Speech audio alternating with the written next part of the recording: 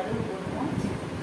கடுகு வச்சு எடுத்துக்காமோ நீங்கள் ஃப்ரீயாக இருக்கிற டைத்தில் இந்தமாரி மிளகா வத்தலை எடுத்து காம்பை கட் பண்ணிவிட்டு காம்பை எடுத்துட்டு இதுமாரி சின்ன சின்னதாக கட் பண்ணி வச்சுட்டேன்னா கட் பண்ணி இதுமாரி அஞ்சல் வடியில் போட்டு வச்சுட்டா இதுமாரி தாளித்து கொடுக்கும்போது வசதியாக இருக்கும். அப்படியே ரெண்டு எடுத்து போட்டு விடலாம். இதுமாரி வசதியாக இருக்கும். இதுமாரி பண்ணி வச்சுக்கோங்க. பண்ணி இதுமாரி அஞ்சல் வடியில் போட்டு வச்சுக்கோங்க. கடுகு வெடிச்சிடும்.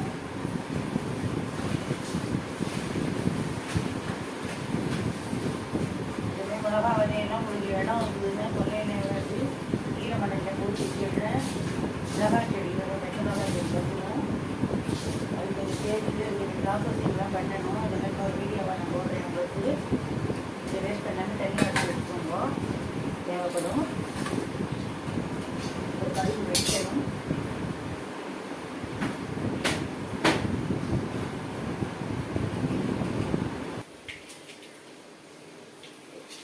கடுகு வச்சு அரைச்சிட்டு இப்போ நம்ம இதில் 2 மிளகாய் வத்தல் போடுறோம். கறிவேப்பிலை இருந்தால் போட்டுக்கலாம்.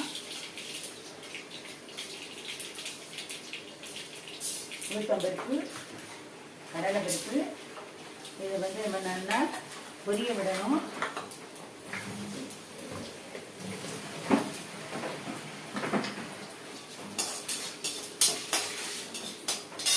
நான் உங்கள்கிட்ட சொன்னேன் இல்லையா, ஸ்டீம் குக்கிங் பண்ணணும். புடலங்காயை ஸ்டீம் குக் பண்ணிவிட்டு வைக்கணும் அப்படின்னு சொன்னேன் இல்லையா. இந்த குக்கரில் நான் 3 விசில் விட்டு வச்சுருக்கேன். இந்தமாரி ஸ்டீம் குக் பண்ணிட்டேன்.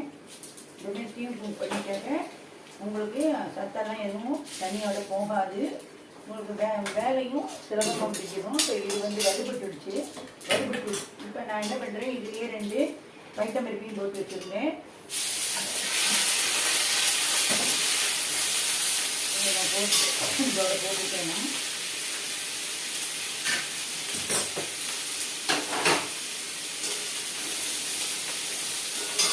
நான் இதுக்கு தேவையான சர்க்கரை ஒரு 1 ஸ்பூன் போட்டுக்கிறேன். தேங்காய் போட்ட கறிக்கெலாம் சர்க்கரை போட்டுன்னா நல்லாயிருக்கும்.